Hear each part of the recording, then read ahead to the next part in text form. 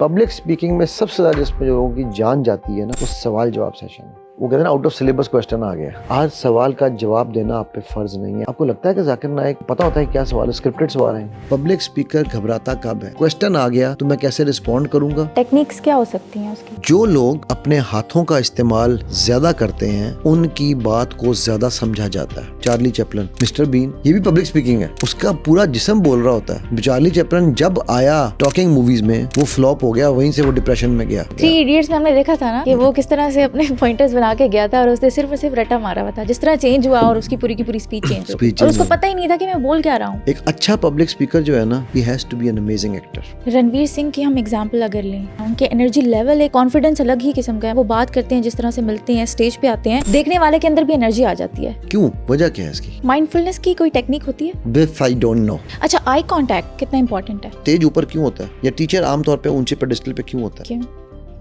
Viewers, आजकल के दौर में कम्युनिकेशन एक्सट्रीमली इंपॉर्टेंट है। ये एक किस्म की सुपर पावर है ना, जिसके जरिए आप लोगों की अटेंशन ग्रैब कर सकते हैं, उन्हें एंगेज कर सकते हैं और अपनी बात के लिए कन्विंस कर सकते हैं। लेकिन एक रिसर्च बताती है कि हर 3 में से 1 शख्स को पब्लिक स्पीकिंग फोबिया है। आज की वीडियो में हम आपको ऐसी कुछ टिप्स बताएंगे जिससे लोग आपसे बात करना पसंद करेंगे, आपके रिलेशन स्ट्रांग होंगे और अपनी जिंदगी में आप बहुत कुछ अचीव कर पाएंगे और आप लाखों लोगों के सामने कॉन्फिडेंटली बात कर पाएंगे। सर, यूएस में एक सर्वे किया गया जिसमें लोगों से पूछा गया कि आपको सबसे ज्यादा डर किस चीज से लगता है, एंड सरप्राइजिंगली नंबर 2 पे थी डेथ, जबकि नंबर 1 पे थी पब्लिक स्पीकिंग। तो पब्लिक स्पीकिंग क्यों इतनी मुश्किल होती है लोगों के लिए, उनको क्यों डर लगता है और इसको कैसे टैकल किया जा सकता है, इसके दुश्मन क्या चीजें होती हैं? जब आप स्टेज पे आते हैं ना, हम ये नहीं कह रहे होते कि मेरे पास क्या नॉलेज है, मैं क्या देना चाहता हूँ, मैं क्या बात करना। हम देख रहे होते हैं मेरी बात से सामने वाले ने क्या कहना है, उसका क्या रिएक्शन होना है, ठीक है, वो किस तरह से रिस्पॉन्ड करेगा। अब हम अपने लिए नहीं बोल रहे हैं। जब आप अपने लिए कोई काम नहीं करते हैं, ठीक है, तो हमेशा आपको जो डर होता है वो सामने वाले का होता है। और उसमें कुछ केसेस हैं, 5% टू मैक्सिमम 10% केसेस हैं जिनमें रियल एंग्जाइटीज आ जाती हैं। और वो एंग्जाइटीज किसी भी एज ग्रुप में आ सकती हैं। मेरे एक दोस्त हैं, वो मतलब बहुत आर्मी में बड़े हाई रैंक पे हैं। मतलब ज़ाहिर है, जो हाई रैंक का बंदा है उसको तो पब्लिक स्पीकिंग को इशू ही नहीं होना चाहिए, उसने तो ट्रूप से बात करनी है। कहने लगा, अली मैं सारी जिंदगी मतलब मैं तो जाके एक्सटेम्पोर बोलता था, लेकिन जैसे ही मैं इस रैंक पे आया हूँ तो पता नहीं क्या हुआ, अचानक मुझे स्टेज पे चढ़ते हुए डर लगने लग गया। तो मैंने जब उससे बात की, उसने मुझसे पूछा, तो उसका वो डर की वजह वही थी कि यार अब शायद जिम्मेदारी बढ़ गई है तो मेरे स्टेक हाई हो गए हैं। नाउ अगेन वो उसके स्टेक हाई नहीं थे। अब वो इसको ये डर था कि पहले मैं बोलता था तो आम बात थी, कोई नहीं फर्क था, तो जवानों से ही बात कर रहा हूँ ना, लेकिन अब मैं जिनसे बात कर रहा हूँ उनमें सीनियर भी बैठे हैं, जूनियर भी बैठे हैं, मेरी बात को अंडर कैमरा, अंडर स्क्रूटनी देखा जा रहा है। हम बच्चों को शुरू से स्नब करते हैं। पेरेंट्स बैठे होते हैं, जब कोई मेहमान आ जाए, बच्चा अगर बोलने लगे, अब वो क्या है, अंकल क्या कहेंगे, आंटी क्या कहेंगी, लोग क्या कहेंगे, तुमने कैसा मजाक उड़वा दिया हमारा। अब ये सारी हमारी एप्रीहेंशंस हैं, क्योंकि एज एल्डर्स हम ये समझते हैं कि हमें सब पता है। तो हम बच्चे के अंदर से वो जो एक हिस्से इजहार है ना, उसका कत्ल कर देते हैं। ठीक, अब जैसे वो बच्चा बड़ा हो रहा है तो उसको ये पता चल रहा है कि यार लोग क्या कहेंगे, मुंह संभाल के बात करो, इधर ऐसे नहीं बोलना, सोच समझ के बोलना। अब ये सारी चीजें उनके अंदर इंस्टॉल हो रही हैं।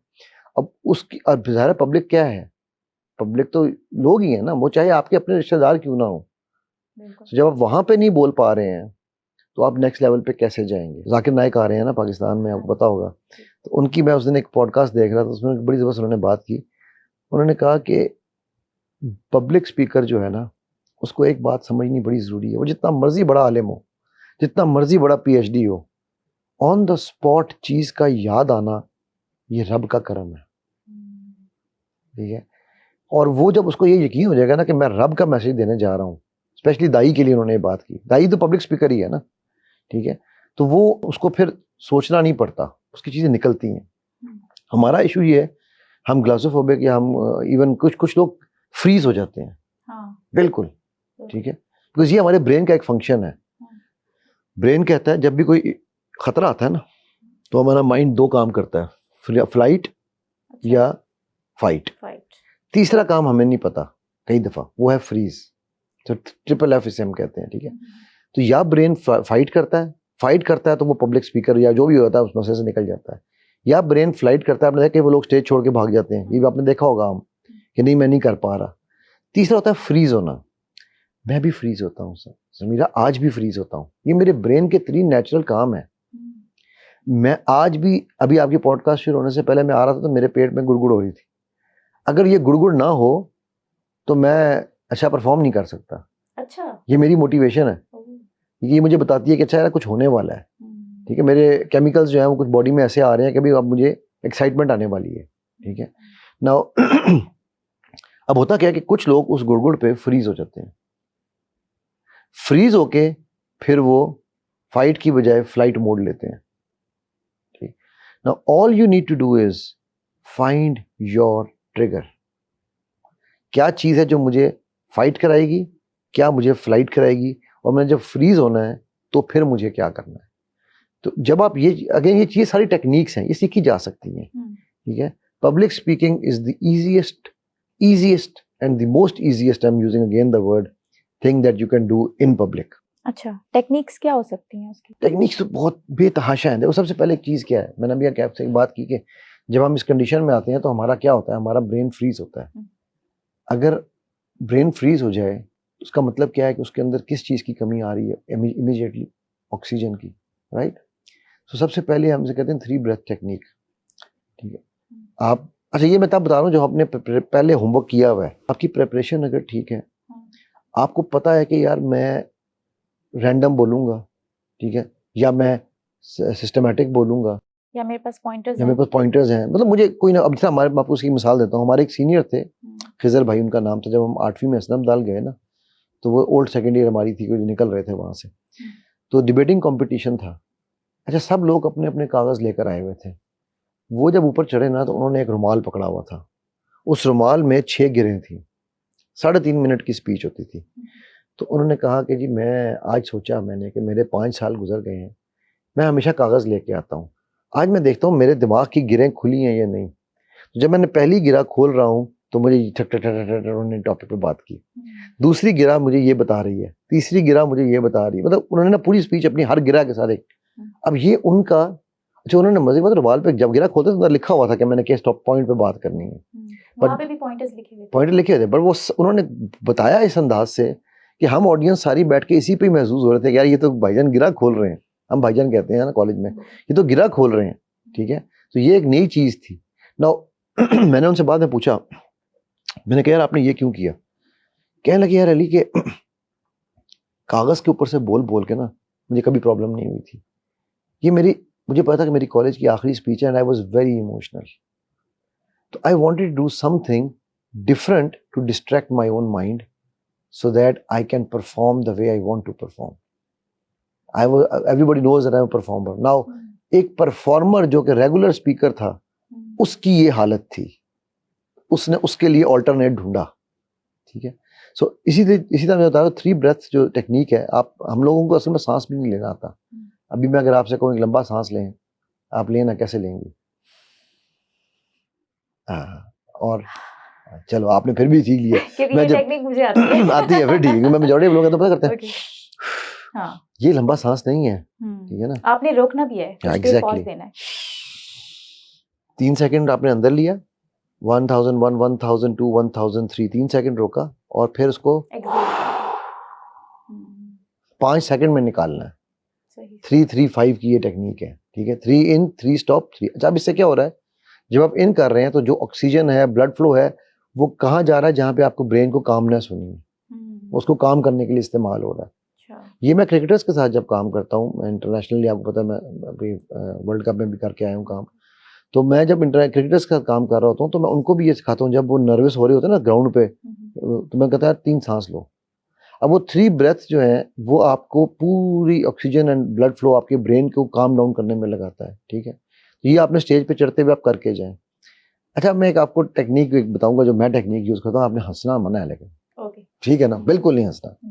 मैं जब 6 साल का था ना, मैंने अपनी पहली स्पीच की थी, रबीउल अव्वल के महीने की स्पीच थी, ठीक है, नबी पाक सल्लल्लाहु अलैहि वसल्लम की ज़ात पे स्पीच थी, और उसका पहला शेर था कि मोहम्मद से वफा तूने तो हम तेरे, ये जहाँ चीज़ है क्या लौहो कलम तेरे। अच्छा मैं उसकी जब प्रैक्टिस कर रहा था ना, तो प्रैक्टिस करते तो मैं शेर था, वो एक सीनियर थे हमारे, मैं उस वक्त मैं दायरा केजी में था तो वो मैट्रिक में थे, तो उनके घर पे प्रैक्टिस हो रही थी।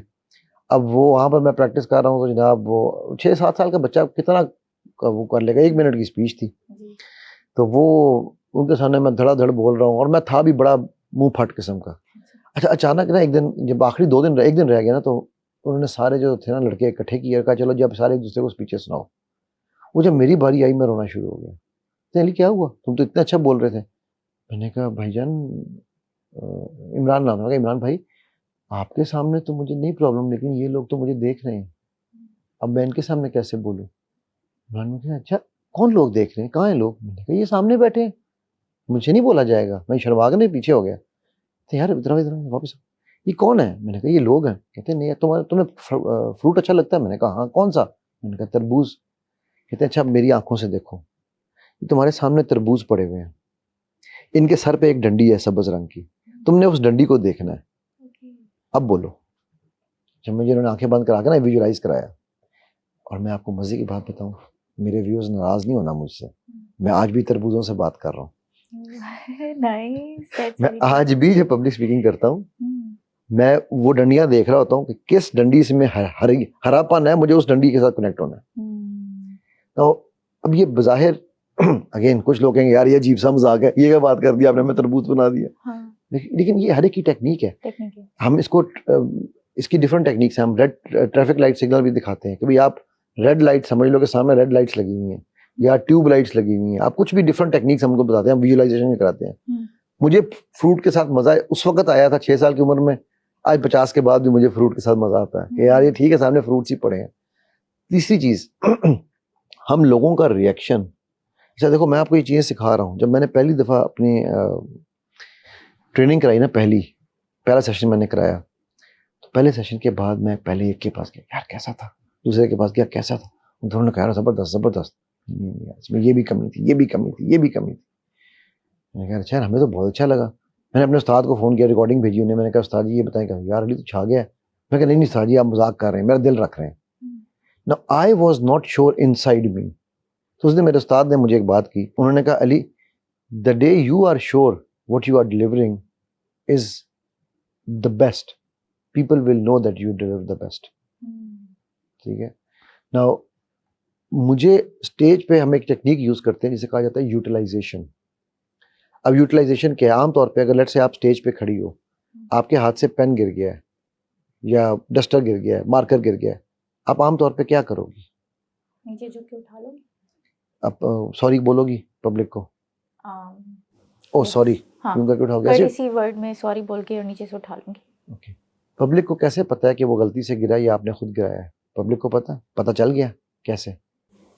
आई डोंट थिंक सो कि उनको पता होता है। हाँ, उनको पता नहीं था। अब जब आपने सॉरी बोला तो उनको पता चल गया ना कि आपसे गलती हुई है। करेक्ट। मैं यूटिलाइज करता हूँ इसको। मैं बात कर रहा हूँ ना अभी आपसे इस तरह, लेट से भी बात करते करते ये ग्लास नीचे गिर गया, मैं कहूँगा ओ यू नो व्हाट, आपसे मैं बात कर रहा था, अल्लाह ने मुझे आइडिया दिया और मैंने नीचे से यूं उठा के अपने हाथ में पकड़ लिया। अब इस आइडिया पे मैं आपसे बात करने जा रहा हूँ। Now public does not know, और मैं जानबूझ के अपनी सेशंस में मिस्टेक्स करता हूँ टू सी कि मेरी पब्लिक सो रही है जाग रही है। ओके ओके ओके ओके, ठीक है। मैं ये डिस्क्लेमर देता हूँ पहले, उनको एक्टिव करने के लिए, उनको एक्टिव करने के लिए, उनको एक्टिवेट करने के लिए। ठीक है ना। अब ये लोग इस चीज को लोग अपनी कमजोरी समझ रहे होते हैं कि यार नो हम कहीं, क्योंकि परफेक्शन ढूंढ रहे हैं। पब्लिक स्पीकिंग में मेरे नबी सल्लल्लाहु अलैहि वसल्लम से ज्यादा परफेक्ट दुनिया में कोई नहीं आया। राइट। आप सल्लल्लाहु अलैहि वसल्लम की बात इतनी जामे थी कि आप उनके खुतबे उठा के देख लो, 3 मिनट से बड़ा कोई खुतबा नहीं है, सिवाय हज्जतुल विदा शायद 5 मिनट में खत्म हो जाता है। हम 5 मिनट में तमहीद नहीं बांध सकते। करेक्ट। सो इसका मतलब यह है कि पब्लिक स्पीकिंग में अल्फाज को ज्यादा करना is not important. What is important is your message concisely delivered. ठीक है। फिर आपने अगेन टेक्निक्स उसकी बेतहाशा, जैसा मैंने कहा ना। ठीक है। मिरर टेक्निक एक होती है कि आप शीशे के सामने खड़े होके आप अपनी आप प्रैक्टिस करते हैं। ठीक है। फिर आप शीशे में साथ, मैं कहता हूँ कि फिर उसके बाद 2 बंदे और बिठा लें पीछे, फिर दोस्तों के सर्कल से शुरू करें, फिर आप सर्कल के थोड़ा सा बड़ा सर्कल करें। जो आपके सर्कल में लोग हैं उनमें से शुरू वालों को, जो पहले 2-3 सर्कल्स है ना, उनको तो ये कहा जाए कि जी आपको उन्होंने सिर्फ सुनना है।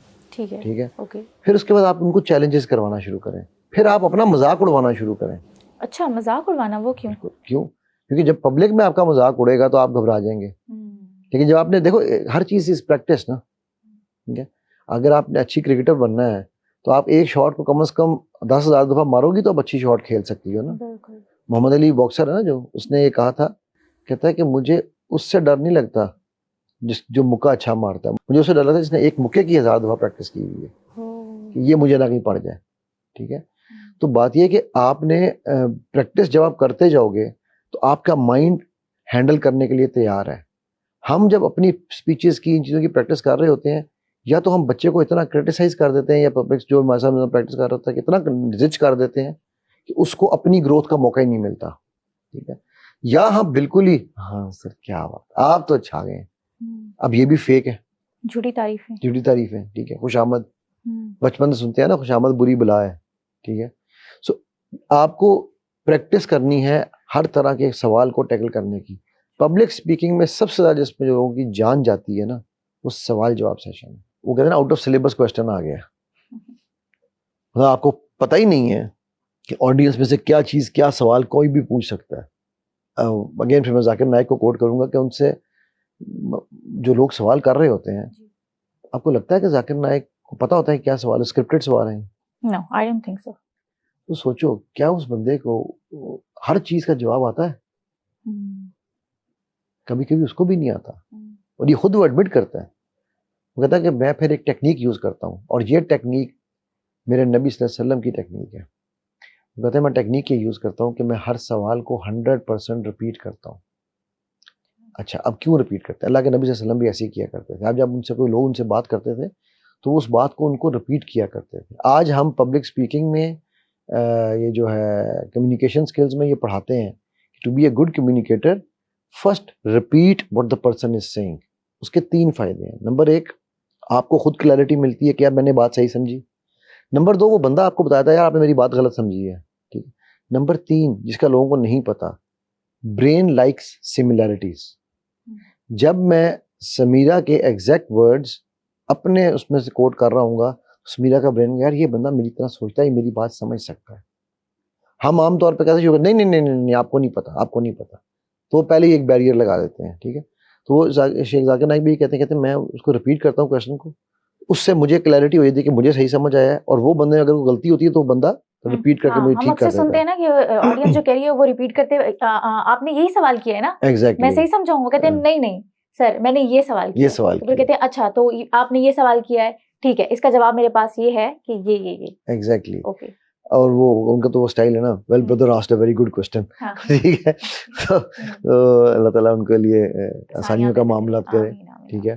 तो अब वो कहते हैं दूसरा जो काम उसमें वो करते हैं, दूसरा काम उसमें उनको ये फायदा हो जाता है कि उनको अपनी सोचें, अपनी थॉट्स गैदर करने का मौका मिलता है, ठीक है, टाइम मिल जाता है, टाइम मिल जाता है। अब वो रिपीट सवाल कर रहे होते हैं, लेकिन उनका कंप्यूटर पीछे चल रहा होता है कि मुझे इसका जवाब कहाँ स्टार्ट।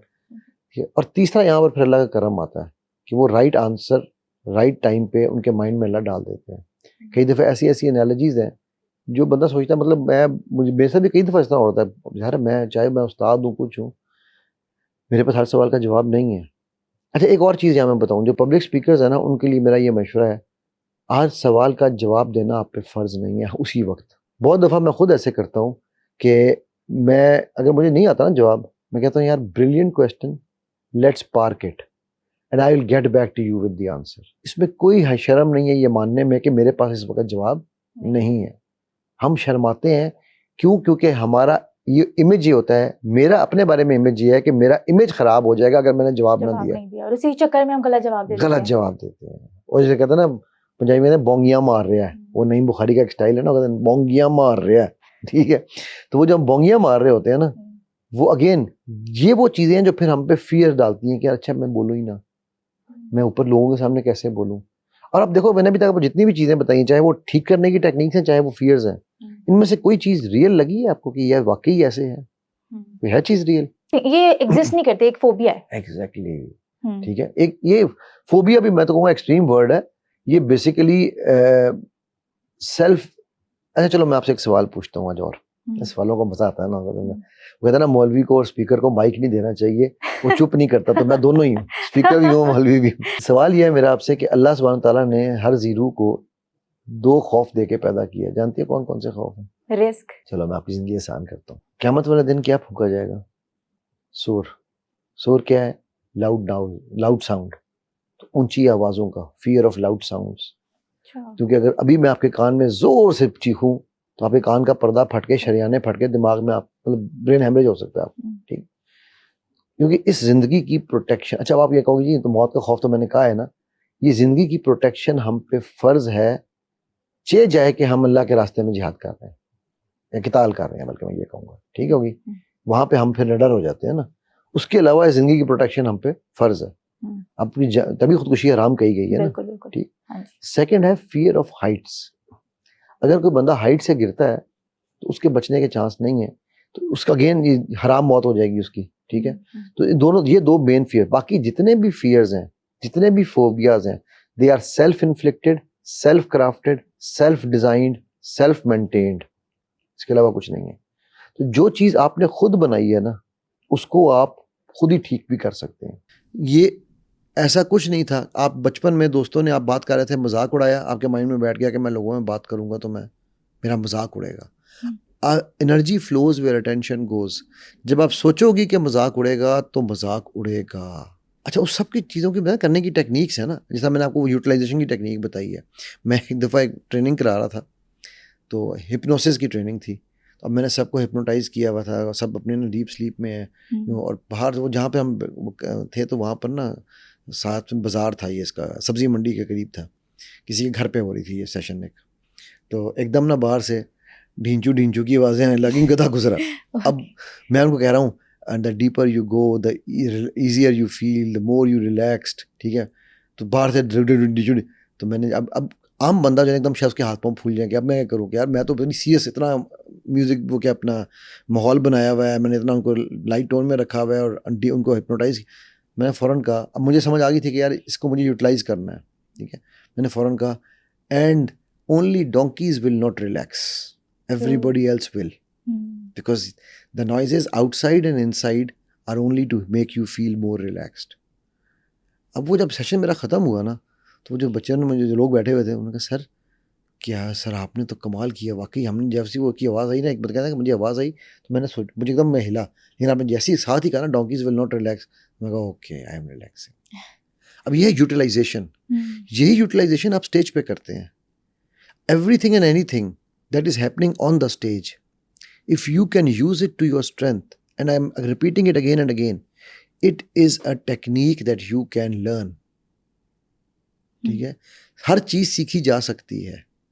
पब्लिक का खौफ सिर्फ आपको स्टेज पे नहीं है, आप बाजार में खड़े होकर भी पब्लिक में बात नहीं कर सकते, आप शादी में भी पब्लिक में बात नहीं कर सकते, क्या पब्लिक है ना, हर जगह पब्लिक है। तो जो लोग मुझे कहते हैं ना कि हमसे स्टेज पे नहीं बात की जाती, मैं उनसे पूछता हूँ क्या आप शादी के फंक्शन में नहीं कर रहे होते बातचीत हर उनके सामने? क्या आप जो है स्कूलों, कॉलेजों, यूनिवर्सिटियों में दोस्तों के अंदर बैठ के गपशप नहीं मार रहे होते? What stops you from thinking मेरे दोस्त बैठे? अगर मैंने कुछ गलत बोल दिया तो जज करेगा, वो तो हम ये सोचते हैं जज करेगा। मैं कहता होता हूँ वो ना, एक हम अक्सर मेरा शोगल, मेरे बच्चे भी मैं कहते हैं, मैं तो बेटा नाराज़ हो गया, नहीं मैं हो लो नाराज़, जज करेगा तो करने दो ना। ये उसकी प्रॉब्लम है कि वो आप, हाँ मतलब आपने कोई ऐसी चीज़ नहीं की हुई है कि जो इखलाकियात से गिर के है, उसके ऊपर तो मैं कहता हूँ जज होना चाहिए। बिल्कुल ऐसे ही है, सही कह रहे हैं, ठीक है ना। लेकिन अगर आपने वो नहीं किया हुआ काम, तो रहा डर ना बैठे को मौजे बला का, इधर से उधर फिरा दिया फिर गया रुख हवा का, ठीक है। तो बात यह है ना कि आपने जब आपने कोई बात सही की हुई है, ठीक है, तो फिर आपको जज होने से कोई घबराना नहीं चाहिए। आपको अपने पैरों पे खड़े होना ज़रूरी है। एक चीज़ और याद रखो, पब्लिक स्पीकर घबराता कब है? पब्लिक स्पीकर घबराता जब है जब उसके पास शैलो नॉलेज होता है, उसकी बात ठीक नहीं हो रही होती, और फिर उसके बाद जब उसको पता होता है कि मेरे पास शैलो नॉलेज है, मुझे क्वेश्चन आ गया तो मैं कैसे रिस्पॉन्ड करूँगा, फिर वो इतराना चाहता है कि यार जो मैंने कहा है वो सही है। मैं पब्लिकली ये बात बहुत दफ़ा कर चुका हुआ हूँ, अगर मैं गलत हूँ, I discuss and then I admit that thank you for correcting me, I was wrong. And I tell you Samira, when I do that, people respect me more. बिल्कुल ऐसा ही है। हम ट्रेनिंग्स में देखते हैं ना, फेलोशिप में हम अक्सर जाते हैं, वहाँ ट्रेनर्स होते हैं, हम उनको कोई बात अगर फॉलोअप में कह दें कि सर आपने पहले तो ये बात की थी, आपकी इस बात में तज़ाद है, तो वो कहते हैं नहीं नहीं उसका मतलब ये था और इसका मतलब ये है। तो हम लाइक हो जाते हैं कि इनको जब खुद ही ये चीज़ का पता नहीं है तो हम क्या ही इनसे सीखेंगे। क्योंकि वो जस्टिफिकेशन देनी है ना, मैंने ये साबित करना है कि मैं उस्ताद हूँ तो मुझे सब पता है, ठीक है। मैं अभी ना एक स्कूल में गया हुआ था, वहाँ मेरा सेशन था स्कूल में, तो मैंने वैसे ही वहाँ पर बच्चों से, और बच्चे क्या हैं केजी से लेके ग्रेड 7 तक के बच्चे थे, ठीक है। तो उधर हमने एक सवाल पूछा, अच्छा ये था भी अंडर प्रिविलेज बच्चों का स्कूल, अच्छा, ठीक है, जिनको हम समझते हैं कि यार ये तो बेचारे मजदूरों के बच्चे हैं, और वो आप you could not have told the difference if I had not told you कि ये कौन से बच्चे हैं, ठीक है। माशाल्लाह ऐसा वो स्कूल है इस्लामाबाद में। तो मैंने बच्चों से एक सवाल पूछा, तो उसमें से ये 12 रबीउल अव्वल के ऊपर उन्होंने मुझे बुलाया हुआ था वहाँ, तो उसके ऊपर उस बच्चे ने एक ऐसा मुझे जवाब दिया, और उसने मुझे कहा कि सर जो आपने ये भी बात की, और वो बच्चा था ही वॉज इन ग्रेड 4, मैं ग्रेड 4 के बच्चे की बात बता, ये जो आपने बात की है ये मेरे नॉलेज के मुताबिक ऐसे नहीं ऐसे है ना। मुझे पता था कि वो बच्चा थोड़ा सा जो है ना वो मिसगाइडेड है। अच्छा, मतलब इन सेंस कि वो बच्चा है ना, तो बचपन ने वीडियोस देखी होंगी कुछ, या घरों में सुनी होंगी बातें। मैंने कहा बेटा आपने बिल्कुल ठीक कहा, एंड आई एम सॉरी कि मेरी बात मुझे शायद पता नहीं थी, बट आई थिंक क्या ख्याल है आपका। अच्छा, उस टाइम मैंने ये कहा ना, बच्चा बड़ा खुश हुआ। क्या ख्याल है आपका बेटा, हम मिलके इस बात पे रिसर्च ना करें, चलो अभी अब स्पीच बंद, सारे मिलके इस पे रिसर्च करते हैं, सारे अपने अपने, जिनका मोबाइल नहीं है टीचरों के पास जाओ, जाके मोबाइल खोलो या कंप्यूटर पे बैठो, देखते हैं असल बात क्या है। वो असल बात निकल के आई तो एक्चुअली बच्चे की बात ठीक थी, मेरी बात गलत थी, ठीक है। मैं कहा यार बेटा थैंक यू वेरी मच, मैं यूँ क्या, मैं कहा बेटा आई सल्यूट यू, ठीक है, कि आपने मुझे करेक्ट किया। सो व्हाट, मैं इंसान हूँ, मैं भूल सकता हूँ, गलती हर इंसान से गलती हो सकती है। So as a public speaker अगर आप ये बात समझ लेना कि मुझे गलती पे माफ़ी मांगने पे, या मुझे वो आजकल एक हमारे यहाँ पे जो कहते हैं ना रजू करने में कोई हर्ज नहीं है, ठीक है, वो बड़ा इम्पोर्टेंट है। हम गलती करके उसको मानना नहीं चाहते। अच्छा, अब ये सारी वो चीज़ें हैं जो खौफ आपको पब्लिक स्पीकिंग में डराते हैं कि अगर मुझसे गलती हो गई तो बेहतर मैं बोलूँ ही ना, ठीक है। फिर एक और भी चीज़ है यहाँ पर समीरा, मुझे एक बात बताऊँ, हम पब्लिक स्पीकिंग सिर्फ अल्फाज से करना चाहते हैं, दिल से नहीं करते। नहीं, दिल के अलावा आपको एक याद होगा, एक बड़ा मशहूर एक्टर था चार्ली चैपलिन, क्या वो बोलता था मूवीज में? म्यूट, बिल्कुल म्यूट मूवीज। मिस्टर बीन कितना बोलता है, ये भी पब्लिक स्पीकिंग है। उसका पूरा जिस्म बोल रहा होता है, उसकी पूरी बॉडी बोल रही होती है, उसका पूरा फेस बोल रहा होता है, ठीक है।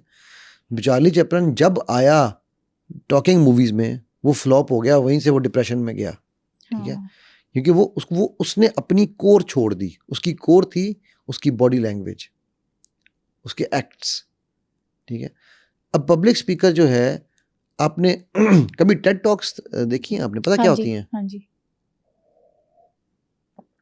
एक रिसर्च हुई थी टेड टॉक्स के ऊपर, साइंस ऑफ पीपल वाले हैं यूएस में, बॉडी लैंग्वेज जहाँ से इंस्टीट्यूट है, जहाँ से मैंने भी किया हुआ पब्लिक बॉडी लैंग्वेज। तो उन्होंने टेड टॉक्स पे एक रिसर्च की थी। अब मैं आपको बड़ी इंटरेस्टिंग रिसर्च बताने जा रहा हूँ ये, और फिर मैं आपको बताऊंगा ये सीरत में हमें कैसे मिलती है। उस रिसर्च के मुताबिक 18 मिनट की, 13 से 18 मिनट की होती है एक टेड टॉक, ठीक है। जो लोग अपने हाथों का इस्तेमाल ज़्यादा करते हैं, ठीक है, उनकी बात को ज़्यादा समझा जाता है, उनको ज़्यादा इफ़ेक्टिव समझा जाता है। अच्छा, अब उन्होंने रिसर्च ये की कि कितने लोग हैं जिनकी जो टेड टॉक्स हैं मिलियन हिट से नीचे गई हैं।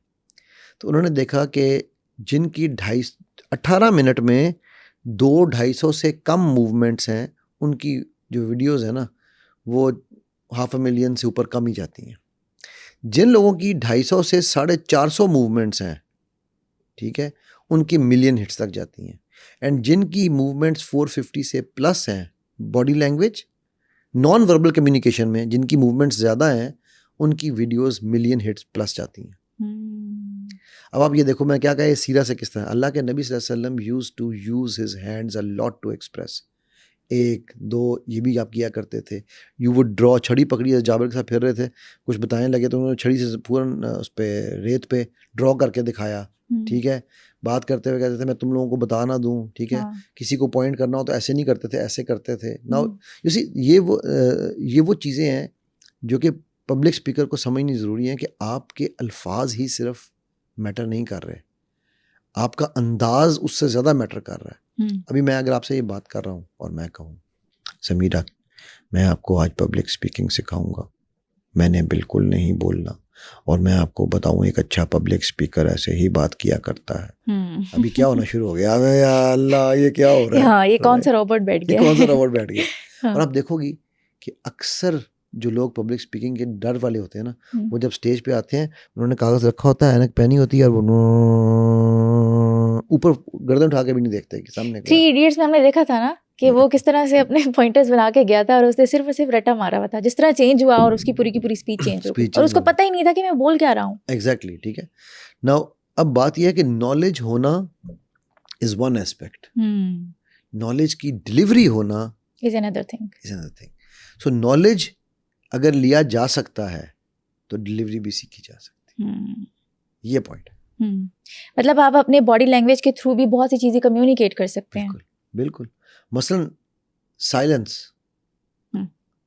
Is a very powerful body language. Silence भी एक मैसेज ही है, बहुत बड़ा मैसेज है। अल्लाह के नबी सल्लल्लाहु अलैहि वसल्लम used to use that a lot, ठीक है। अब अक्सर हमें मौका मिलता है कि आप सल्लल्लाहु अलैहि वसल्लम खामोश हो गए, वो खामोशी जो है ना वो एक पूरा मैसेज है। मैं एक दफ़ा, मुझे याद आया वाक़या, मैं ना एक दफ़ा एक यूनिवर्सिटी में, दुबई की बात है, सेशन करा रहा था, तो उन्होंने मुझे कहा 1:15 बजे आपने सेशन ख़त्म करना है। तो 12:55 पे उनके जो डीन थे ना वो मेरे पास आए और कान में कहा कि सर वो असल में ना आज कुछ सिचुएशन चेंज हो गई है, तो 1 बजे बसें निकलेंगी, 5 मिनट है, आप ख़त्म कर दें सेशन। मैं अभी तो मैंने क्वेश्चन आंसर नहीं लिए, कहता सर कुछ भी करें बस प्लीज़। मैं कहा अच्छा चलो ठीक है। मैंने उसी वक्त कहा, मैं कहा यार बच्चों आप लोगों की बसें निकलनी है, तो मेरा ख्याल है हम डिस्कशन को यहाँ ख़त्म करते हैं। एंड आप में जितने लोग बैठे हुए हैं, तकरीबन कोई 150-200 बच्चा बैठा था, मैंने कहा please anybody wants to ask me a question. ये समझ आया मेरा क्या कहा मैंने, कि खामोश हो जाए। तो कोई सवाल आपके ख्याल से आया होगा? Now this was my non-verbal method of telling them सवाल पूछना मत, क्योंकि टाइम नहीं है अब, ठीक है। अब देखो कि मैंने उनको ये नहीं कहा कि सवाल मत पूछो, all I said was anybody who has a question। हालांकि मुंह से आप वर्ड्स वही बोल रहे हैं, लेकिन आपका बॉडी लैंग्वेज एक मैसेज दे रहा है कि कोई सवाल मत करना। नहीं, और देखो ना सवाल भी मैं anybody who has a question please. अब इसका मतलब है कि भाई चुप कर जाओ, ठीक है। अब इसके दो मानी है ना, एक है क्वेश्चन है तो प्लीज बताओ, और एक है कि चुप कर जाओ। सो आपकी इतनी ज्यादा नॉन वर्बल कम्युनिकेशन इतनी ज्यादा पावरफुल है बिकॉज ये 93% है। कि आपका पोस्चर क्या है, आप किस तरह से खड़े हो, झुक के बात कर रहे हो या स्ट्रेट बैठे हो आप। 55% आपकी बॉडी लैंग्वेज है, डॉक्टर मेहराबियन की रिसर्च है ये, ठीक है। 38% आपकी टोनैलिटी है, आवाज का उतार चढ़ाव, पिच, टोन, टेम्पो, कभी कभी आपको मोड, हर चीज चेंज करनी पड़ती है, पेस भी चेंज करनी पड़ती है, पॉज बड़ा मैटर करता है। बिल्कुल। एक अच्छा पब्लिक स्पीकर जो है ना, he has to be an amazing actor, ठीक है। अभी मैं आपसे बात कर रहा था तो मैं आपको क्या बोला था यार, हम पख्तों में भी बात कर सकता है। अब मैं पश्तो मुझे नहीं आती है, मैं जब हल्की बात करते करते बीच में हल्का सा यूं टच दे देता हूँ, ठीक है। मेरे सराइकी दोस्त बैठे होते थे, मैं कहता हूँ भैया सही फ्रेंच बुलेंदे हो, ठीक है। अब मैं इस तरह के जोक्स बीच में मार देता हूँ, हाँ। उससे होता है कि पब्लिक वैसे ही जो है ना कनेक्ट हो जाती है, आइस ब्रेकिंग हो जाती है, आइस ब्रेकिंग। और नहीं भी हो अच्छा, मैं वो इकबाल का एक यूनिवर्सिटी ने मुझे बुलाया था इकबाल चेयर के तौर पर ना, तो जब मैंने, मेरे से पहले को 5-6 स्पीकर्स थे, अब वो सारे बहुत ही सीरियस इकबाल के ऊपर मुकाला लिखा, बड़े इल्मी लोग थे, मैं इनको इल्म से नहीं डिनाई कर रहा हूँ, कि मैंने देखा कि बच्चों की ना पीछे से एक लेन उठी बाहर चली गई, फिर एक एक करके ना बच्चे उठ रहे हैं, बाहर जा रहे हैं, यार बच्चे बोर हो रहे थे यार, वो बच्चों को इतना, इकबाल को आज इतना शकील करके आप पढ़ा रहे हैं, बच्चों को कहाँ समझेंगे। जब मेरी बारी आई तो मैंने क्या स्टेज पे आती, मैं कहा भाई ये हु का आलम क्यों है, इकबाल पढ़ रहे हो या मरसिया पढ़ रहे हो।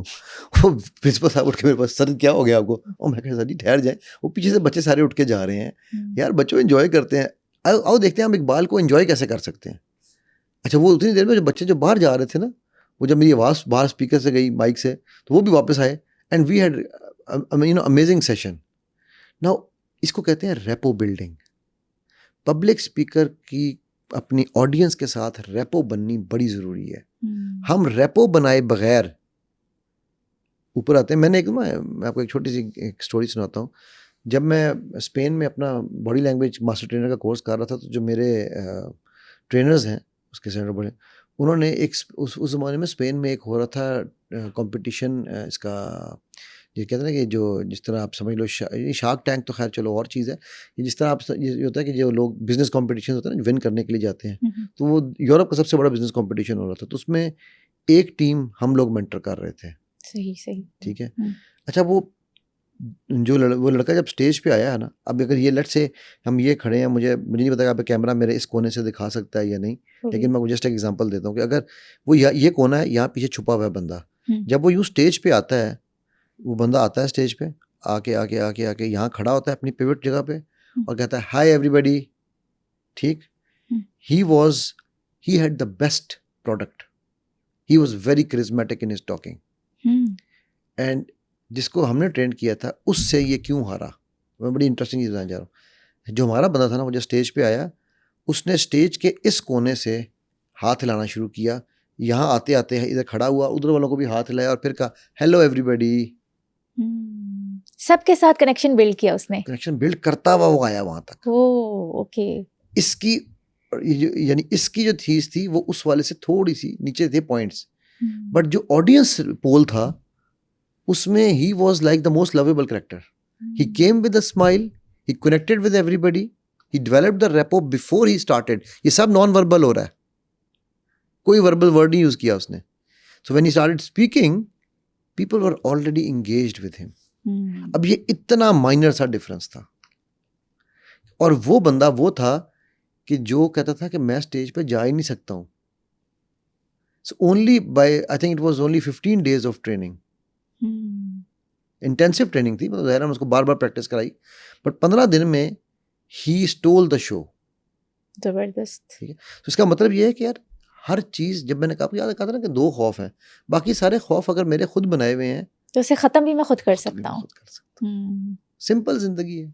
हमने कॉम्प्लिकेशंस खुद बनाई हुई हैं, और हमने देखा है टेड टॉक्स के जो स्पीकर्स होते हैं वो अपनी स्पीच स्टार्ट ही अपनी कहानी से करते हैं, और फिर उस तरह से वो बिल्ड कर देते हैं कनेक्शन और ट्रस्ट अपनी ऑडियंस के साथ, और फिर वो एंगेज भी रहते हैं। देखो समीरा, उसमें भी एक और चीज़ बताऊँ, मैं ना एक ट्रेनिंग करा रहा था दुबई में, एक कंपनी थी, उन्होंने मुझे बुलाया कि जी हमारी 2 कंपनियों का मर्जर हुआ है, तो हमारे स्टाफ के आपस में ना एमलगमेशन नहीं हो रही। हाँ जी। तो खैर मैंने 10 बजे शुरू किया हमने सेशन, 11:30 हमने टी ब्रेक लेनी थी। वो टी ब्रेक जो थी ना वो थोड़ी सी डिले हो गई, तो उन्होंने कहा 12 सवा 12 तक करेंगे। मैंने जब शुरू किया 2 घंटे का, तो मैंने शुरू में मैं अपनी सारे सेशंस में अपनी ज़िंदगी की कहानियाँ सुनाता हूँ, बिकॉज मेरी ज़िंदगी में, आपकी ज़िंदगी में, हम सब की ज़िंदगी में सीखने के लिए बहुत कुछ है। ठीक, तो मैंने उनको अपने वो बेसिकली रिलेशनशिप्स पे था, तो मैंने मेरे वालिद साहब के साथ जो मेरा रिलेशन था उससे बात शुरू की, मैंने अपने बच्चों के रिलेशनशिप के साथ बात शुरू की।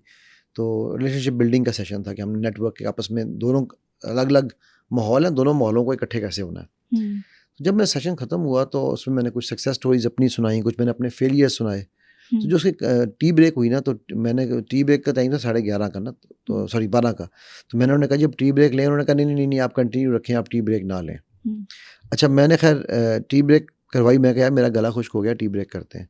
टी ब्रेक में उनके एमडी मेरे पास आए और आके मुझे कहने लगे कि अली साहब बहुत अच्छा, बहुत मज़ा आया आपकी ज़िंदगी के बारे में जान के, लेकिन एक बात बताऊं, ये इंटरनेशनल इन्वायरमेंट है, ठीक है, यहाँ पर हर नेशनलिटी के लोग बैठे हुए हैं, हमारी कम से कम 12 नेशनलिटियाँ इस वक्त आपके हॉल में बैठी हुई हैं।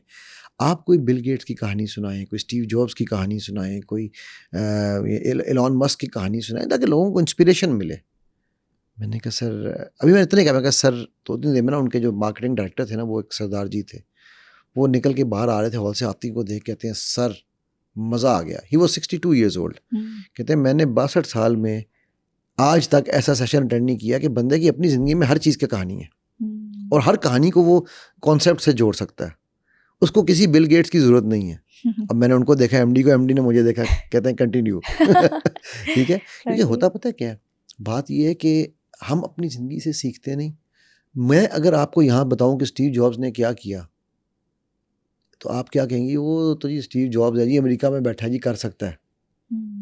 पर अगर मैं आपको बताऊँ कि यहाँ पर, ठीक है, एक और बच्ची है जो कि आप ही की तरह, पहले वो बिल्कुल, जिसके मैंने अभी आपको उस डिबेटर की एग्जांपल दी है कि वो आप ही की तरह की बच्ची है, आपके इलाके की ही रहने वाली बच्ची है, ठीक है, फिर एक एफिलिएशन भी आ जाती है एफिलिएशन ना। आती है। मैं बताऊं कि यार मेरे साथ ये हुआ कि मैंने जो है अपनी पहली दफ़ा स्पीच करने गया 6 साल की उम्र में, तो मुझे डर लग रहा था। तो आपने लगा यार ये मेरी तरह का इंसान है, मैं कनेक्ट कर रही हूँ आपके ये भी साथ। गोश्त पोश्त वाला है, इसको भी तकलीफ हो सकती है। हो सकती है। अब लेकिन हम इलॉन मस्क की कहा, वह इलॉन मस्क का पैसा ही बड़ा है यार, मेसी के पास तो इतना पैसा है यार, रोनाल्डो को एक दिन में यूट्यूब के उसने सारे रिकॉर्ड तोड़ दिए, मैं तो नहीं तोड़ सकता। हाँ। क्यों नहीं तोड़ सकते यार तुम, ठीक है, हाँ। तुम रोनाल्डो बनो ना, कोशिश तो करो, तुम पहले उस लेवल पे तो जाओ ना, तुम भी रिकॉर्ड तोड़ोगे, राइट। सो हमें ये जो कहानियां भी जो है ना वो रिलेटेबल होनी चाहिए। अपनी जिंदगी की कहानी जब आप सुनाते हैं ना, that makes the public know that you are a human. जब हम दूसरों की कहानियां सुना रहे होते हैं, तो मैंने कहा ना जिनके पास मवाद नहीं होता, वो फिर क्या करते हैं, कुछ इसकी जोड़ी, कुछ उसकी जोड़ी, कुछ उसकी तोड़ी, ठीक है। जब दूसरों की कहानियां सुना रहे होते हैं तो फिर आपको खुद भी यकीन नहीं होता कि उस दूसरे के अंदर क्या चल रहा था। और अगर वहां से काउंटर सवाल आ गया फिर आप क्या करोगे? क्या करोगे? मतलब मैं एक बात कहता होता हूँ कि अपने वालिद को कभी भी नाराज ना करना, ठीक है, और कभी वालिद को सीने से लगा के ना प्यार करने में देर मत करना।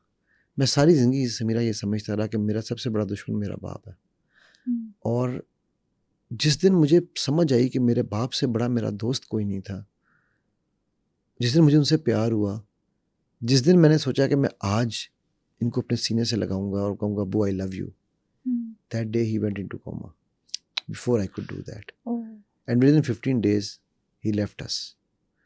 मेरी ज़िंदगी में एक ही रिग्रेट है मेरा, I could never tell my father that I love you. Now ये एक ऐसा रिग्रेट है जो शायद बहुत सारे लोगों की ज़िंदगी में होगा, लेकिन बहुत कम लोगों में हिम्मत है इस रिग्रेट को एक्सेप्ट करने की, राइट। जब मैं ये रिग्रेट, अपनी ये ज़िंदगी की ये स्टोरी सुनाता हूँ, तो I am sure a lot of people can relate with me. So I decided कि यार मैं अपने बाप को ये तो नहीं कह सका, लेकिन अब मैं ऐसे काम करूँ कि मेरे बाप के लिए मैं सदका जारिया बन जाऊँ। शायद यही मेरा रिपेंटेंस हो, या यही मेरा रिग्रेट खत्म हो, ये मेरी कंपनसेशन हो, करेक्ट।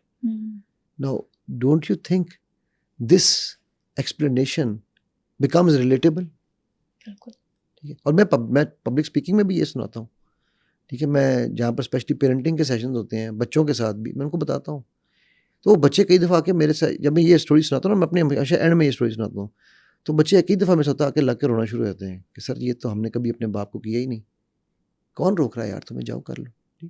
नाउ आई नो कि यू कैन से कि जी ये पब्लिक स्पीकिंग का इससे क्या ताल्लुक है, बट पब्लिक स्पीकिंग के लिए आपको पब्लिक के साथ कनेक्ट होना ज़रूरी है।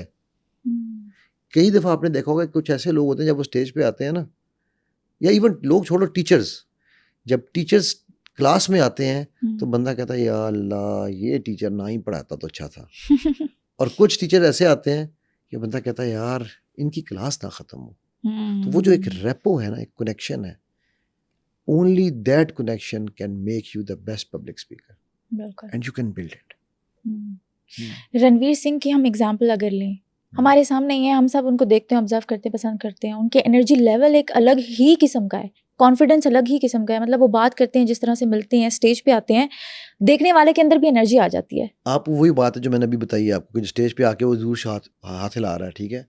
आप ये अक्सर जो अच्छे पब्लिक स्पीकर्स हैं ना, एक आप देखोगे दे आर कैजुअल, हाँ कैंडिड होते हैं, फॉर्मली वो इतने ज़्यादा इनको एंगेज नहीं होते वो, ठीक है।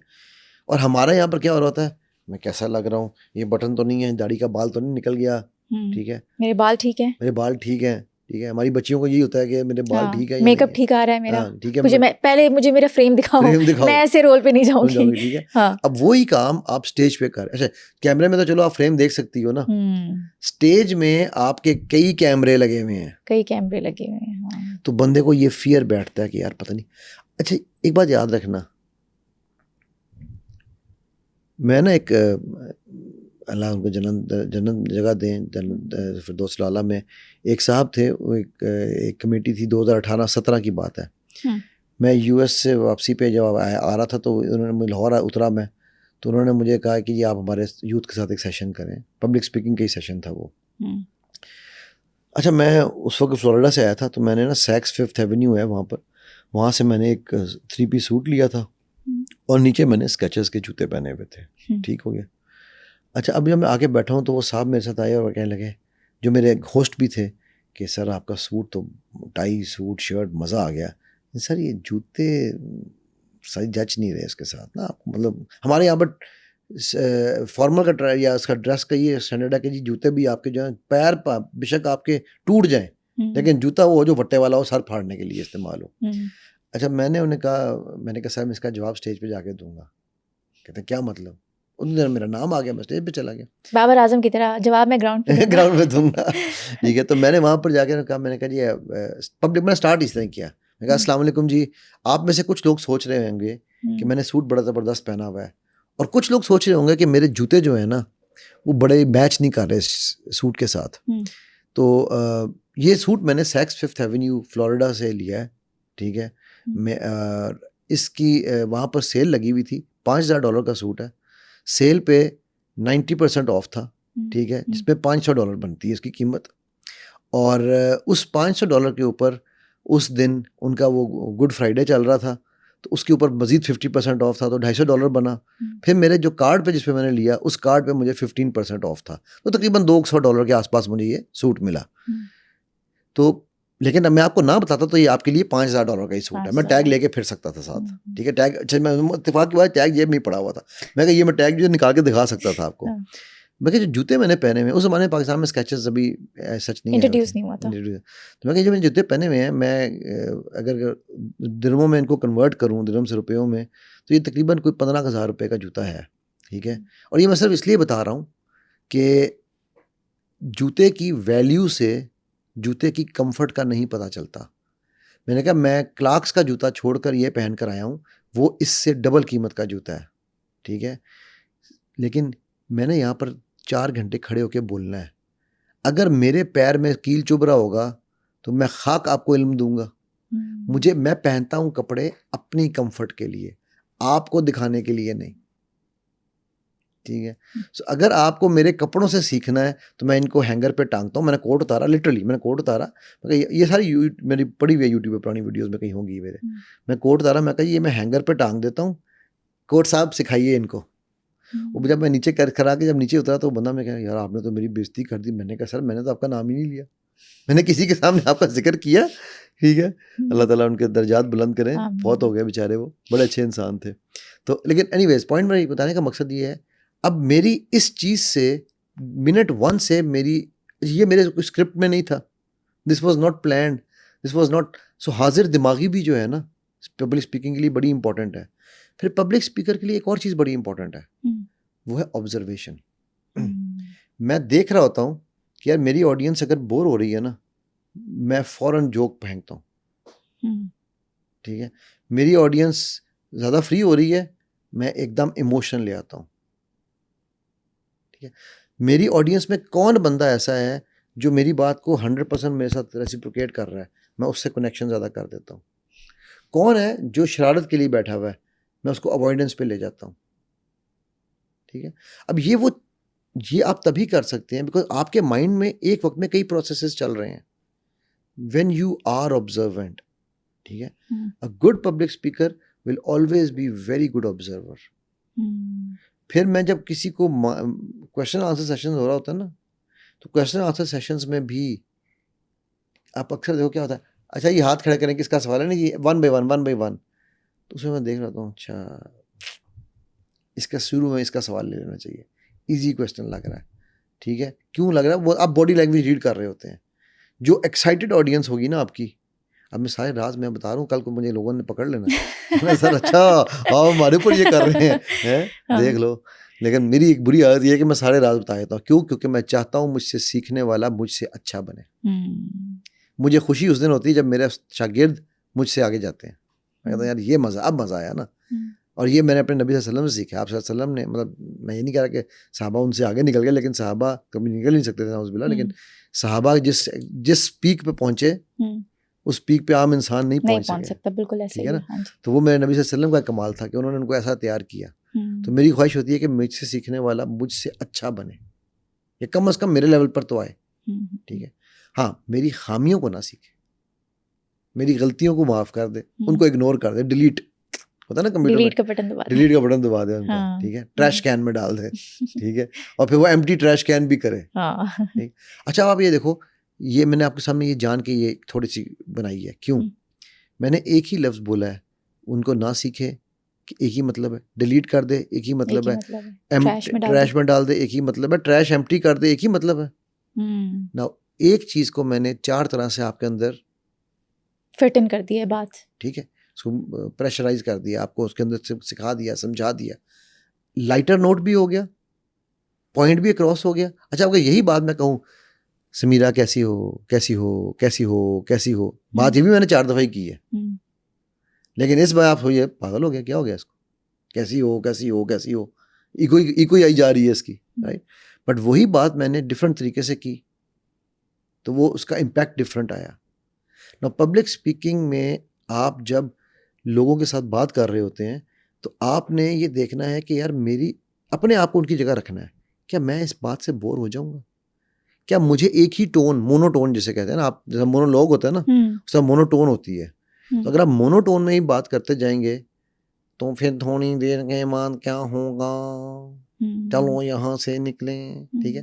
तो आप लेकिन तो इसलिए यू नीड टू नो कि आपने अपनी आवाज़ को कहाँ ऊंचा करना है, कहाँ धीमा करना है, कहाँ खामोश हो जाना है। अच्छा, फिर एक और चीज़, मैं कहा पब्लिक स्पीकर एक एक्टर है, आप कहोगे सर आपने तो पूरी पब्लिक स्पीकिंग तरीके सिखा देनी है, हमें सिखानी पड़नी है, अब हमने सीखनी है ना आपसे, ऐसे थोड़ी बुलाया आपको।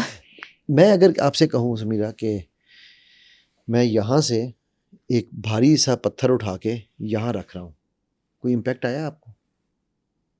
अच्छा, अब दोबारा मैं कहूँगा, यहाँ से मेरा ये एक भारी पत्थर को मैंने उठाया और मैंने इधर रख दिया, अब क्या हुआ? वजन आया है, मुझे फील हुई है वो बात, फील हुई ना बात कि वाकयातन आपने कोई पत्थर उठाया। जब तक आप बात को खुद फील नहीं करेंगे ना, आप पब्लिक को फील नहीं करा सकते। मैंने आपको अपने वालिद साहब का किस्सा सुनाया, आपकी आंखों में आंसू आ रहे थे, क्योंकि मेरी आंखों में आंसू आ रहे थे, राइट।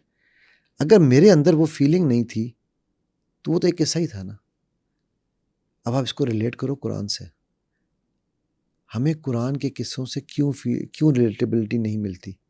क्योंकि हम उनको फील नहीं कर पा रहे, हम नहीं फील कर पा रहे कि यार अबू लहब जैसे बदबख्त ने मेरे नबी सल्लल्लाहु अलैहि वसल्लम के साथ क्या किया, मैं उनसे तो प्यार करता हूँ ना, तो मैं ये फील तो करूँ कि उनको क्या, उनके ऊपर क्या बीती होगी। हम वो फील नहीं कर पाते, इसीलिए हमारा उससे भी कनेक्शन नहीं बनता। और हम जब हम किसी भी चीज़ को खुद फील करने लग जाते हैं तो ही, आपने देखा कई ऐसे उलमा होते हैं, कई ऐसे स्पीकर होते हैं, उनकी बात सुन के मजमा धाड़े मार मार के रोना शुरू कर देते हैं, क्योंकि वो खुद फील कर रहा होता है। So a good public speaker should always have that feeling inside first, that belief in him. मैं जो बात कह रहा हूँ उस बात में दम है। माइंडफुलनेस की कोई टेक्निक होती है पब्लिक स्पीकिंग में, और ये क्या किरदार अदा करता है? माइंडफुलनेस का मतलब क्या है? माइंड एक्टिव रहे या माइंड उस चीज़ पे फोकस्ड रहे? उस मोमेंट पे आप हर तरीके से एक्टिव रहो। अब मैं आपको बताने जा रहा हूँ, आप माइंडफुलनेस सीख लो, या आप रबी अव्वल का महीना चल रहा है ना, तो आप सुन्नत नबी सल्लल्लाहु अलैहि वसल्लम सीख लो, दोनों एक ही, फ़ायदा दोनों में होना है, ठीक है। अल्लाह के नबी सल्लल्लाहु अलैहि वसल्लम was the king of mindfulness, which means Allah के नबी सल्लल्लाहु अलैहि वसल्लम was always living in the moment that he was in, which means आजकल जो कहा जाता है live in this moment where you are, actually is a सुन्ना ऑफ माय नबी सल्लल्लाहु अलैहि वसल्लम। नाउ कैसे?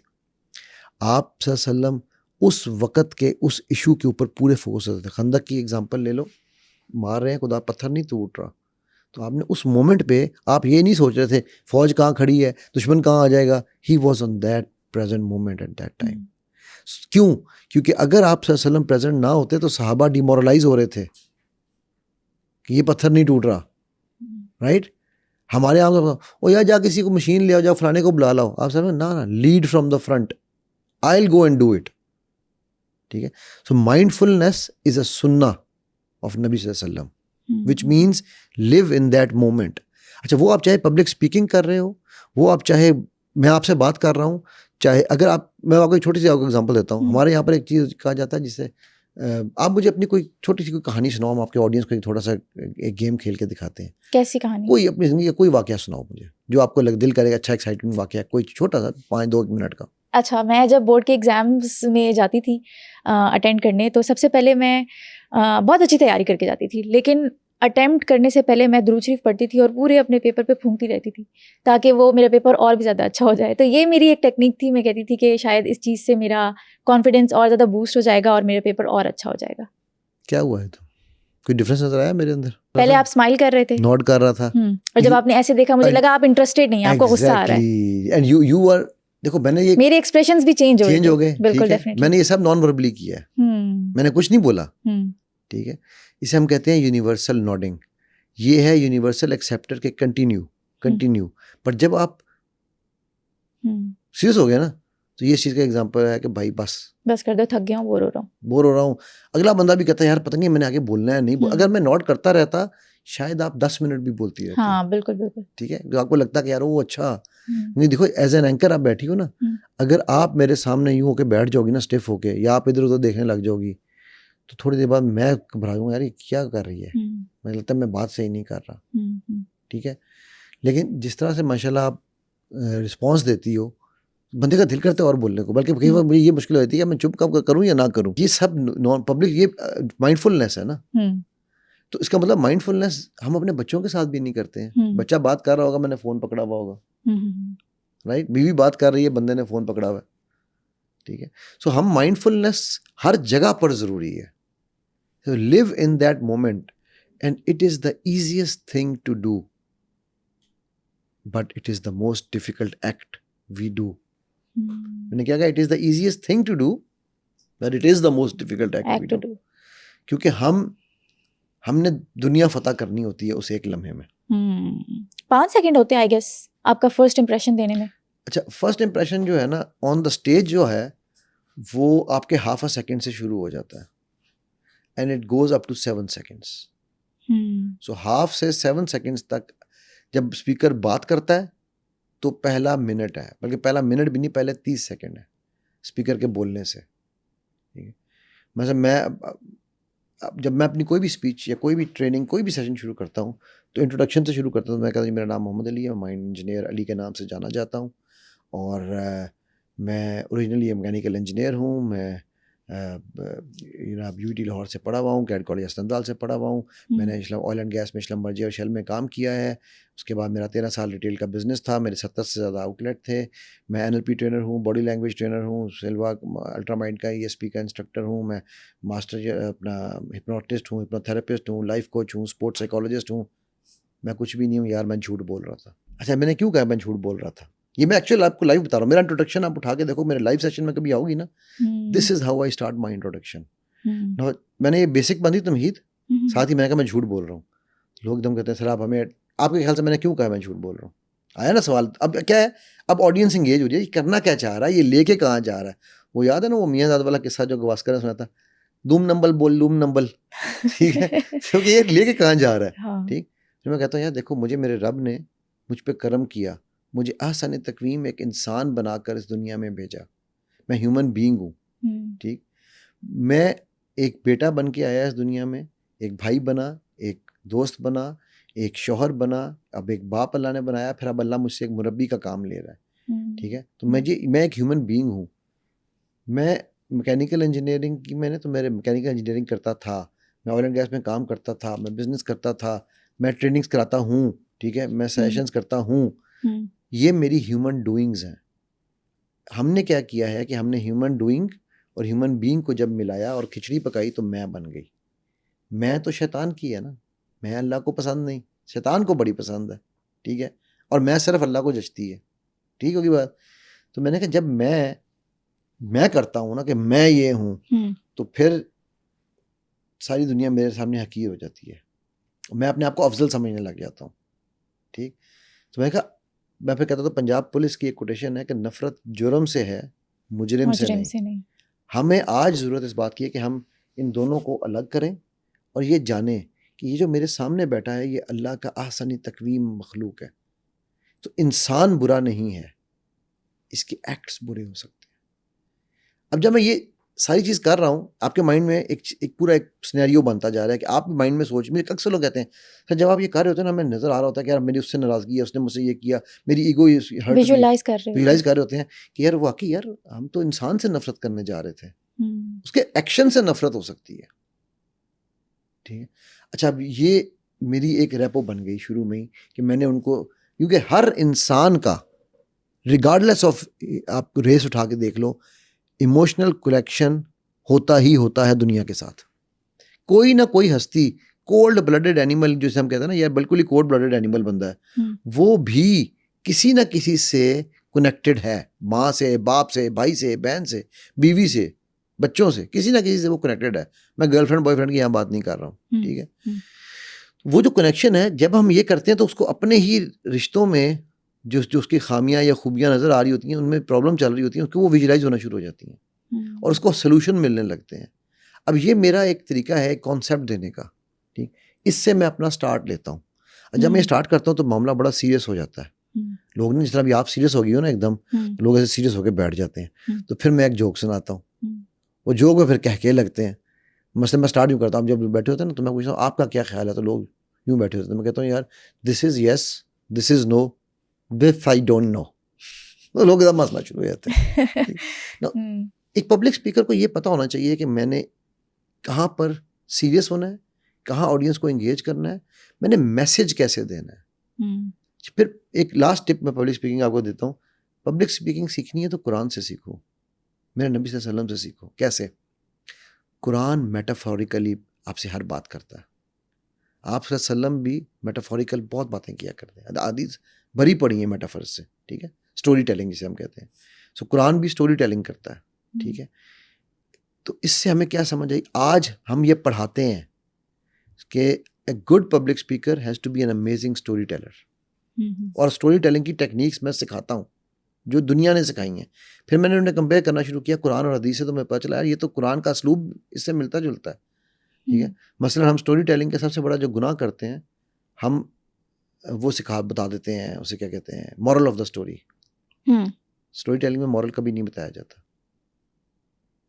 अच्छा, बचपन में तो हम यही पढ़ते थे ना, मॉरल ऑफ द स्टोरी, नतीजा क्या है। नतीजा क्या है, स्टोरी टेलिंग का ये सबसे गलत रूल है। क्यों? मैंने आपको भी इतनी स्टोरी सुनाई है, मैंने अपने वाले साहब की स्टोरी सुनाई, आपने अपने मुताबिक उस स्टोरी का कोई ना कोई जवाब अंजाम निकाला होगा ना। मेरी अपनी इंटरप्रिटेशन होगी, अपनी इंटरप्रिटेशन होगी। लेकिन अगर मैं आपको बता दूं कि मैं ये चाहता हूं कि आप ये सोचो, तो फिर आपकी सोच तो ना रही ना। Valid point, very valid point, ठीक है। वो हर माइंड अपने मुताबिक निकालता है, हर माइंड, ठीक है ना। ये स्टोरी टेलिंग भी एक आर्ट है, सीखना में कोई हर्ज नहीं है, आती हम सबको है, स्ट्रीम लाइन नहीं। इसीलिए देखो ना, हर बंदा राइटर नहीं बन सकता, लेकिन नॉलेज कईयों के पास होता है। बिल्कुल बिल्कुल। किताब लिखना एक फन है, हर बंदा नहीं लिख सकता, उसका एक फ्लो बनाना पड़ता है, उसे आमद होती है, उसका फ्लो बनाना पड़ता है ना, वो फ्लो। अच्छा, फिर पब्लिक स्पीकर्स की एक और बड़ी प्रॉब्लम होती है कि क्यों ये पॉइंटर्स क्यों लिए जाते हैं, क्योंकि आपकी थॉट्स हर जगह पर फैली हुई हैं, उनको कहीं ना कहीं तो आपने समराइज करना है, चैनलाइज करना है, कोई डायरेक्शन देनी है ना, वो डायरेक्शन जो देना है वही पब्लिक स्पीकिंग। अच्छा, आई कांटेक्ट कितना इंपॉर्टेंट है? तरबूजों के साथ आई कांटेक्ट कितना इंपॉर्टेंट है? अब देख लो ना। अच्छा चलो, अब ये एक्सपेरिमेंट करना है आप सब ने, आपने और आपके व्यूअर्स ने भी। नेक्स्ट टाइम जब कभी पब्लिक स्पीकिंग करो ना, आपने सिर्फ यहाँ देखना है, या मैक्सिमम यहाँ, इससे नीचे नहीं देखना। सही है। अब आप सोचो, आप स्टेज पे, आपको पता है स्टेज ऊपर क्यों होता है, या टीचर आमतौर पे ऊंचे पेडिस्टल पे क्यों होता है? क्यों? ऊपर से जब वो नीचे देख रहा है ना, वो मैं आपके सर को देख रहा हूँ इस वक्त, आपको क्या लग रहा है कि मैं आपकी आंखों में देख रहा हूँ? मैं तो आपका सर देख रहा था। हायर पेडिस्टल से जब आप नीचे देखते हैं, सामने वाले को लगता है ये मेरे से आई कांटेक्ट में है, ठीक है ना। अगर आपको उसका आई कांटेक्ट अच्छा लगा, आप एक निगाह डालें, अगर आई कांटेक्ट में लगा कि यार ये बंदा मेरे साथ कनेक्ट हो रहा है, तो नो प्रॉब्लम, करें ना eye contact. Otherwise let them live in the illusion कि आपका आई कांटेक्ट है। अच्छा, कहते हैं 30-70 रूल आई कांटेक्ट होता है पब्लिक स्पीकर्स के लिए। मैं बता रहा हूँ, ये सारे रूल्स एक साइड पे रख दो ना, मैंने तो सिंपल रूल दे दिया। आप 100% आई कांटेक्ट में, हर बंदा समझेगा 100%। अच्छा, आपको पता स्टेज पे खड़े होने की भी टेक्निक है, आपके पैर कहाँ होने चाहिए। अगर आपकी ऑडियंस सीधी बैठी है बिल्कुल सामने, 90 डिग्रीज पे आप लोग खड़े हैं, ठीक है, सॉरी 90 कह रहा हूँ, 180 डिग्रीज पे खड़े हैं सामने, जी। तो आपके दोनों पैर यूं पॉइंटेड होने चाहिए टुवर्ड्स द पब्लिक। अच्छा। अगर आपकी ऑडियंस 270 पे बैठी है, ये है सेमी सर्कल है, तो आपके पैर यूं होने चाहिए, ओह। ठीक है। अगर आपकी ऑडियंस यूं बैठी है तो आपके पैर यूं होने चाहिए, एक इधर बैठे एक इधर बैठा तो यूं होने चाहिए एल पे। ना ये सारी टेक्निक, ये पूरी की पूरी stage movements is again a technique. आप जब ये टेक्निक सीखते हैं ना, आप में ऑटोमेटिकली कॉन्फिडेंस आता है, आपका पब्लिक स्पीकिंग का फियर ख़त्म हो जाता है। हमारे यहाँ पर लोग अपने पर इन्वेस्ट नहीं करना चाहते, वो कहते हैं जी अच्छा हम यूट्यूब से सीख लेंगे, तो फिर सीख लो भाई। कुछ चीज़ें आप यूट्यूब से सीख सकते हैं, हर चीज़ यूट्यूब नहीं सिखा सकता। इमोशन यूट्यूब आपको नहीं सिखा सकता, ठीक है। पेरेंटिंग यूट्यूब नहीं सिखा सकता, बच्चा पैदा करना यूट्यूब नहीं सिखा सकता, राइट। तो आपको बच्चे को पालना यूट्यूब नहीं सिखा सकता। बिल्कुल। So you need to invest. हमें मुफ्ते की ऐसी आदत पड़ गई है कि हम कहते हैं कि जी मुझे बस मैं लंगर ही खिलाई जाओ, मुझे और कुछ नहीं करना। मैं एक बच्ची को जानता हूँ, मेरी स्टूडेंट है और गालिबन आपके ही इलाके से है, अच्छा। ठीक है। डिबेटिंग की चैंपियन है, डिबेटिंग डिक्लेमेशन, इंजीनियरिंग यूनिवर्सिटी में पढ़ती थी, उसकी चैंपियन है। अच्छा आप उससे वैसे बात करो ना तो आपको भी शायद ये बोलती ही नहीं है, इसके मुंह में जुबान ही नहीं है, लेकिन जब वो स्टेज पे चढ़ती थी शी यूज्ड टू फ्लाई, उसको कोई रोक नहीं सकता था, ठीक है। Now she had also had the same apprehension कि यार मैं पब्लिक में जब बोलूंगी तो मुझे लोग क्या कहेंगे, but when she overcome that कि लोग क्या कहेंगे, शी वाज फ्लाइंग। ये जो आपने रिसर्च की बात की है, मैं उसके थोड़ा सा आता हूँ कि उसमें देखो लोगों को ये लगता है कि जब हम स्टेज पर आते हैं, why they have a fear of more than death, तो हमें लगता है, उनको लगता है कि हमारी रूह निकल जाएगी, हमारा सांस रुक जाता है, ये एंग्जाइटी के सिम्टम्स हैं, ठीक है। ये वो सिम्टम्स डेवलप होते हैं। अगेन ये सिम्टम्स भी लोगों ने सुन सुन के डेवलप किए हैं। आज से 20 साल पहले अगर मैं आपसे कहता कि यार आपका हमने ड्रामे में लेना है, आप यहाँ पे एक पॉडकास्ट करनी है, 20 साल पहले, तो क्या आप या आम बच्चे जो सड़कों में फिर रहे हैं, क्या वो आगे कैमरे के सामने बैठ सकते थे इस तरह? बिल्कुल भी नहीं। अच्छा मेरा एक मसला था, मैं बचपन में बहुत शाय थी, बात तक नहीं कर सकती थी लोगों से, और अब देखिए मैं आम लोगों से किस तरह से जनरल पब्लिक से बात कर रही हूँ। ये चीज़ पता नहीं कैसे मेरे अंदर चेंज आई, क्या हुआ मुझे खुद समझ नहीं आई। जब आपको अपनी समझ आई होगी ना तो ये ऑटोमेटिकली चेंज आ जाती है, ठीक है। दूसरी चीज़ जो मैं बात करूँ, अभी आप देखो कि अब मोबाइल के कैमरे ने इस वक्त पब्लिक स्पीकिंग के फियर को तकरीबन खत्म कर दिया। खत्म कर दिया। ओह जबरदस्त। मेजॉरिटी लोग, मुझे याद है 2001 की बात है, एक चैनल था बड़ा, मैं उस वक्त दुबई में था, तो उन्होंने प्रॉपर्टी पे एक ना कोई शो करना था, तो उसके लिए ना उन्होंने मुझे बुलाया, उन्होंने कहा यार आपसे हमने बातचीत करनी है। तो मैंने कहा यार कोई इशू ही नहीं है। तो कहने लगा, प्रोड्यूसर मुझे कहने लगा कि नहीं हम ना पहले चाहते हैं, क्योंकि कैमरे के सामने आके बड़े बड़े जो है ना वो घबरा जाते हैं, फन्ने खान ख़त्म हो जाते हैं, ठीक है। तो आप ना हमें एक पहले 15 मिनट का शॉट दें ताकि हमें पता चले आप बात कर सकते हैं। हाँ यार, अच्छा मैंने कभी ज़िंदगी में कैमरा उससे पहले फेस नहीं किया हुआ था उस तरह से। ये मैं कहा कोई इशू ही नहीं है। हम बैठे, हमने को 15 मिनट का था, वो हमने 1 घंटे का प्रोग्राम ही रिकॉर्ड कर दिया, ठीक है। कहता यार आपने पता ही नहीं चलने दिया, आप कैमरे के सामने बैठे हुए थे। लेकिन मैं बड़े-बड़े नाम उसने मुझे फिर लेके गिनवाए, कहता है ये सब वो नाम है कि जिनको हमें हर 10 मिनट बाद ठंडा करना पड़ता था, पसीने छूट जाते थे उनके, ठीक है। अब हुआ क्या उससे मतलब आज अगर वो किसी भी बच्चे को उठा लें, किसी को भी कर लें, अब वो डिसेंसिटाइज हो गए, कैमरा क्या है यार, मोबाइल का कैमरा ही है ना, वो भी कैमरा ये भी कैमरा, हमने बात ही करनी है और हमने करना क्या है, ठीक। तो पब्लिक स्पीकिंग को भी अगर हम लोगों के लिए इस तरह आसान बना देते ना, या बना दें, आप वो देखना कि वो बच्चे जिनके माँ बाप उन्हें बोलने से नहीं रोकते, they are always good public speaker. एक चीज़ ये भी है ना कि आपने कहा मोबाइल बहुत बड़ा चेंज लाई है, सोशल मीडिया। कुछ लोग ऐसे होते हैं इंडिविजुअल्स जो कैमरे पे, मोबाइल के कैमरे पे बहुत अच्छा बोल लेते हैं, लेकिन स्टेज फियर होते हैं उनको, जब स्टेज पे जाते हैं तो उनको ग्लॉसोफोबिया होता है।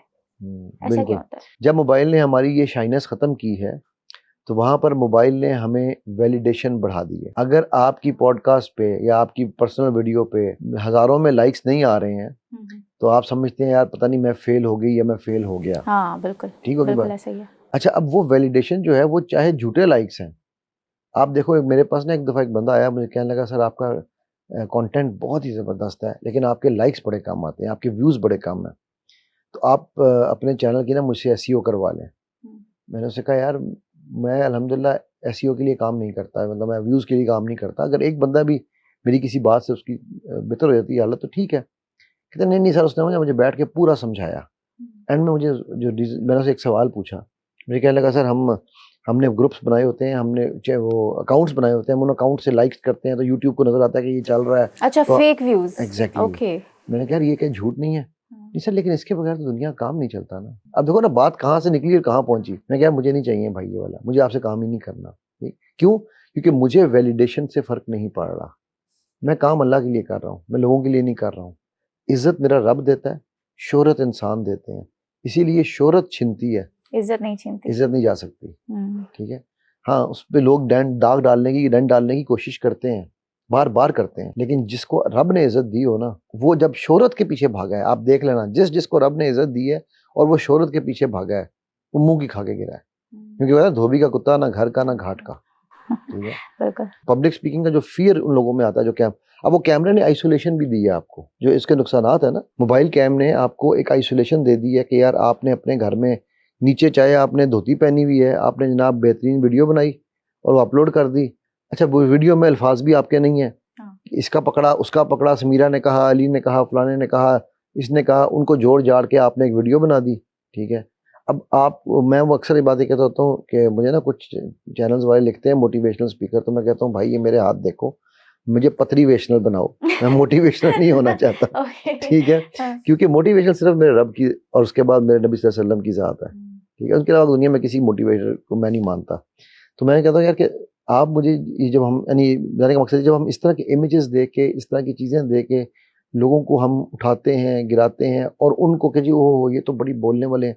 अब आप देखो कि मेरे पास ऐसे ऐसे मोटिवेशनल स्पीकर आए जो खुद डिमोटिवेटेड है ना। कंटेंट उनका आप देखो तो मैं कई बार परेशान होता था, यार क्या कंटेंट है यार, क्या काम कर रहा है बंदा, लेकिन अंदर से आके बिल्कुल खोखला। एक मैं नाम नहीं लेता, एक बंदा काफ़ी मशहूर नाम है वो भी, ठीक है, वो सोशल मीडिया पे आप उसको देखो तो आपको लगेगा यार ये तो भाई बंदा ही ऐसा है, इसके पीछे होना चाहिए मुझे। वो जब मेरे पास आया तो he was almost on the verge of breakdown, nervous breakdown पे था वो। ठीक है, क्योंकि अपना कुछ नहीं था ना, खोखला था। ठीक है, सो अब जब ये खोखले लोग पब्लिक में आते हैं तो इनको एक्सपोज होने का डर होता है। अगर आपने वाकई ही मेहनत की, आप बैठी हो इस पॉडकास्ट के लिए मेरे साथ, मैं देख रहा हूँ आपने नोट्स बनाए हुए हैं, आपने सवाल लिखे हुए हैं, प्रिपेयर किया हुआ है, इसका मतलब आपने कुछ तो मेहनत की होगी ना, कोई तो रिसर्च की होगी, बगैर रिसर्च के तो नहीं आई ना यहाँ पर आप। ठीक ना, अगर आपने ये की ना हो, मुझे लोग कहते हैं सर आप तो, हमने आपको आज तक, मैं ट्रेनिंग्स भी जब करा रहा था, हमने आपको हाथ में ना पावर पॉइंट देखी है आपके साथ ना कुछ और। मैं कहता हूँ यार तुम लोग ये देख रहे हो कि मैं आज ना पावर पॉइंट यूज करता हूँ, ना मैं अपनी किसी ट्रेनिंग को, कोर्स को, इन पॉडकास्ट को प्रिपेयर करता हूँ बज़ाहिर। ठीक है, लेकिन तुम ये नहीं देख रहे हो कि यार मेरी पीछे 50 साल की जर्नी है, उसमें से भी मेरे तकरीबन अब 15 साल हो गए हैं इस फील्ड में काम करते हुए। ये वो टेक्निक्स हैं, अभी हमने बहुत ही, आप समझ लो कि कोशिश की है, माइनर चीज़ों को टच किया कि मैं आपको कॉन्सेप्ट्स दिए हैं मैंने सिर्फ। ठीक है, तो ये अगर और ये टेक्निक्स आप सीखते जाएंगे जैसे जैसे, automatically you will become a good public speaker. सबसे बड़ी चीज़ है, मैं सबसे एंड में से ये कहूँगा कि आप इसको ये समझें कि मैं इसलिए पब्लिक स्पीकिंग कर रहा हूँ कि ये मेरे नबी सल्लल्लाहु अलैहि वसल्लम का तरीक़ाकार था, उनकी सुन्नत थी यार, वैसे ही आपकी सारी टेंशनें मुक जाएंगी। Thank you so much. Most welcome. सुनो पॉडकास्ट के बहुत से ऐसे व्यूवर्स हैं जिन्होंने अभी सुनो डिजिटल चैनल को सब्सक्राइब भी नहीं किया, और अगर आप समझते हैं कि मेरे इस पॉडकास्ट से आपने कुछ सीखा या फिर समझा, तो अभी सुनो डिजिटल चैनल को सब्सक्राइब करें ताकि मैं इसी तरह का वैल्यूएबल कंटेंट आप सब लोगों के लिए लाती रहूं।